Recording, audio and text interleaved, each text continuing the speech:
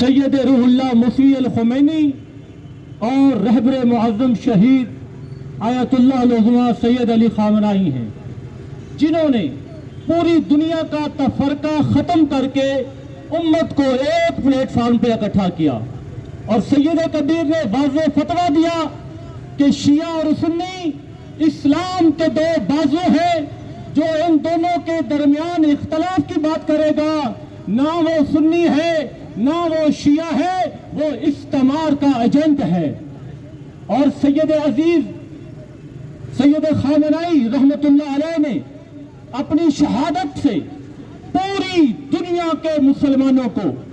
جو مظلوم کے ساتھی ہیں،